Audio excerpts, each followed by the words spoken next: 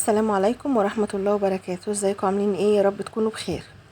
خلصنا بقى العيد واكلات العيد، يلا بينا كده ندخل بقى باكلة صحية ولذيذة في نفس الوقت. زي ما انتوا شايفين كده لميت بقى بواقي الخضار اللي عندي في التلاجة. عندي كوسة وعندي بطاطس وجزر وعندي بصل وفلفل الوان زي ما انتوا شايفين كده، مقطعة كل حاجة كده مكعبات. تمام، هنملح بقى الخضار بتاعنا ده، نديله كده رشة من الملح، واحط عليه كمان رشة من البهارات المشكل اللي احنا كنا عاملينها مع بعض قبل العيد. لميت بقى كده كل الخضار اللي في التلاجة بقى من بواقي العيد، فقلنا بقى ايه، نعمل غدوة النهاردة صحية ولذيذة والاصحاب الدايت بقى نرجع نعمل دايت من اول وجديد. حطيت هنا رشة من البهارات، واحط كمان رشة من الفلفل الاسود،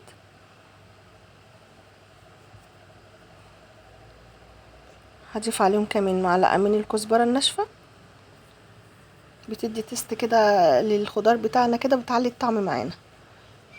معلقة كده صغيرة. احط كمان كوباية من عصير الطماطم زي ما انتوا شايفين كده، كوباية بسيطة صغيرة يعني مش كبيرة. عندي هنا كده معلقة من الثوم المهروس. هقلب بقى كل ده مع بعضه، عصير الطماطم مع الخضار مع التوابل والبصل زي ما انتوا شايفين كده، دمجت الخضار كله مع بعضه. نيجي بقى هنا للفرخة بتاعتنا، نفس البهارات اللي احنا حطيناها على الخضار بتاعنا هنتبل بيها الفرخة. رشة من الفلفل الاسود ورشة من البهارات ورشة من الملح، وهندعك بقى بيها الفرخة بتاعتنا كده من بره ومن جوه عشان تبقى واخدة من نفس طعم البهارات بتاعت الخضار.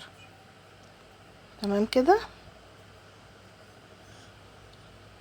بعد العك بقى واللخبطه والرقاق والمحاشي والمشاوي بتاعه العيد، لازم نرجع بقى كده باكلات صحيه ونرجع بقى نلتزم بالدايت بتاعنا. هنكتف بقى كده الفرخه بتاعتنا زي ما انتوا شايفين كده.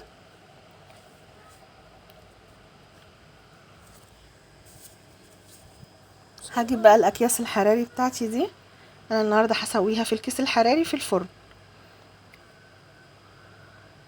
طبعا الاكياس دي بالمقاس، فانتي بتختاري بقى الحجم اللي يناسبك. دي اكبر مقاس تقريبا. ممكن بقى يعني تبدري كده الكيس بمعلقه من الدقيق، ومش شرط يعني مش عايزه تعملي الخطوه دي ما تعمليهاش. هحط بس كده ايه، شويه من الخضار كده كقاعده تحت الفرخه.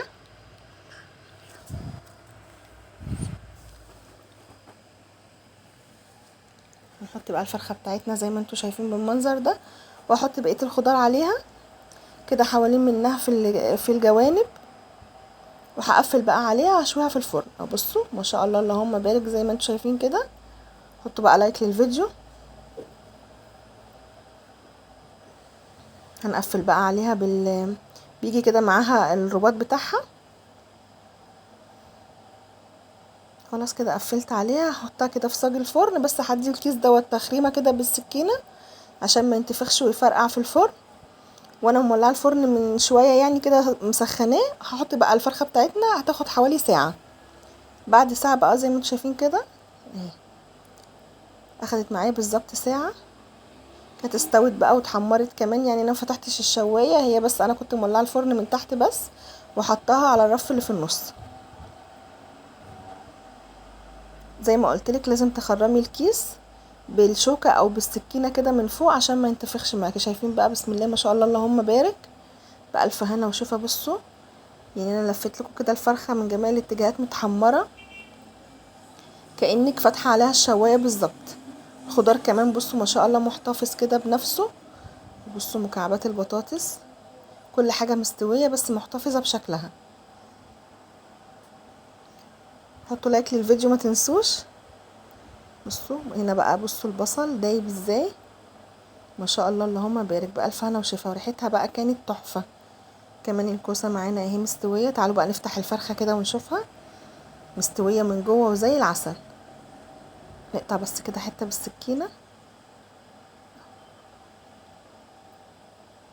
بدون سوائل خالص. هي الفرخة نزلت السوائل بتاعتها والخضار نزل السوائل بتاعته، او زي ما انتوا شايفين كده، واستوت كده منها فيها. صحية وسهلة وخفيفة ولذيذة في نفس الوقت. ما شاء الله اللهم بارك، ريحتها وطعمها زي العسل، لازم تجربوها. لو وصلنا بقى لحد هنا من الفيديو، يا ريت لايك وشير واشتراك في القناة وتفعيل الجرس على علامة الكل عشان يوصل لكم اشعار بكل جديد. عملت كمان كده شوية من الرز الابيض عشان نقدمه مع الفرخة بقى والخضار كده اهو زي ما انتم شايفين كده. ما شاء الله اللهم بارك، بألف هنا وشفا. اتمنى بقى لايك للفيديو، اشتراك في القناة وتفعيل الجرس على علامة الكل.